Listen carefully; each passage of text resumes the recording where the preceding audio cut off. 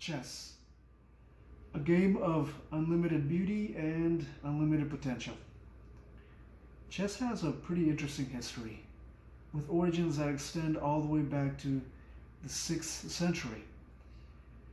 Many experts, they argue and debate where it truly took its modern form, but many can agree that it did descend from a much older game known as Chaturanga. Chaturanga, it played a little different. The pieces were a lot different. They moved differently, but it still involved in protecting one of the sole pieces, which was the king. And as you can see, the pieces, they looked a lot different. So as this game, as Chaturanga was spread throughout East Asia, it took many other forms. Many different variations of the game were developed, and depending where you were at the time, that would determine what variation of the game you would play. And but many agree that it was in medieval Europe where chess finally started to take its modern form, and it started to look just like what we're used to seeing nowadays. A lot of rules were added to make it more fast-paced. The queen was added to the game. It replaced what was known as the visor. And the king, the queen, since it's such a strong piece, it also helped in making the game a lot more fast-paced.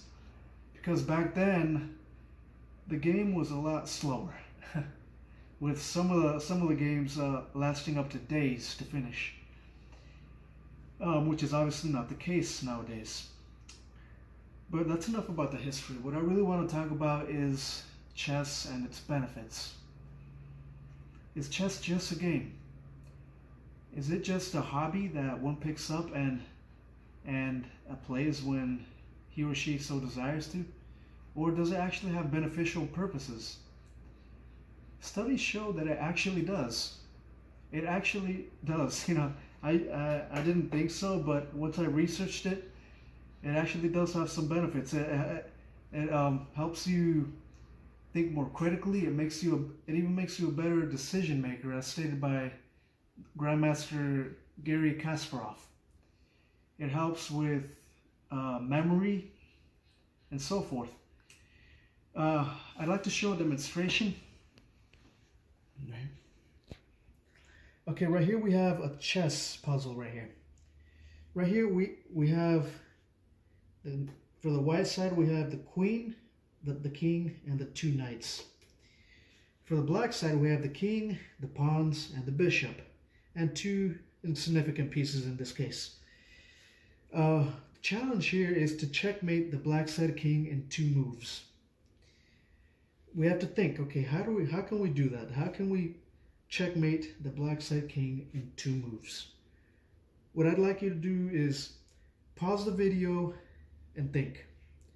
Once you figure it out, then you can start the video again.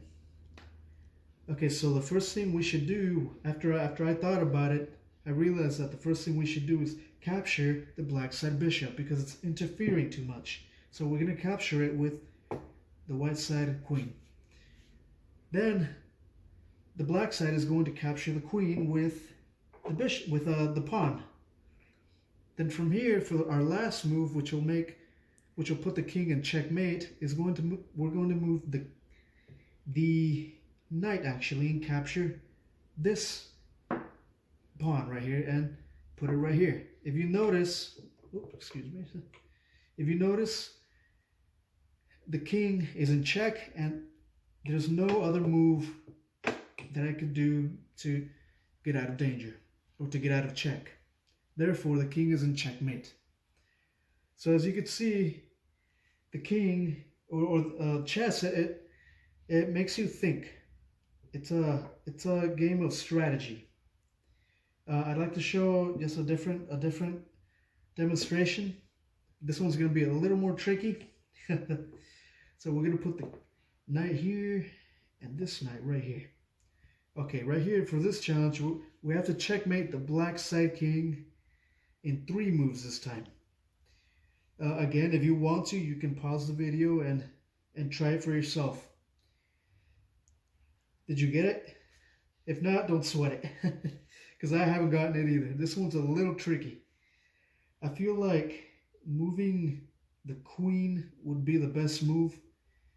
Move it over here to put the king in check.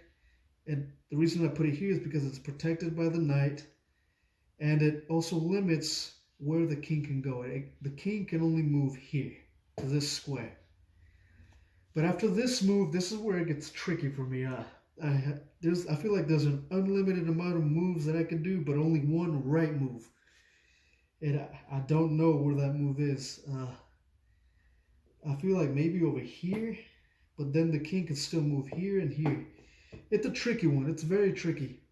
It's a very tricky one. Yeah, but as you can see, it's a move. It's a challenge that makes you think. Chess in general, it makes you think. It helps with critical thinking. It helps with strategy. It helps even to prevent Alzheimer's.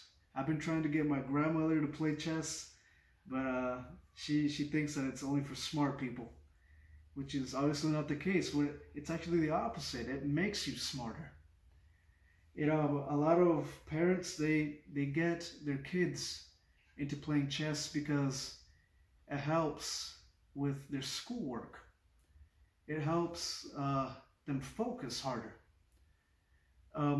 One thing I've read that it also increases your IQ. So it makes you smarter. Instead of saying that chess is for smart people, one should say that playing chess makes you smart. For people who suffer from ADHD, such as I suffer from ADHD, and I could say through experiences that chess helps you focus. It helps with your focus. It helps you concentrate better. It really does. But in conclusion, do I think that chess has benefits? I really do think so. It helps you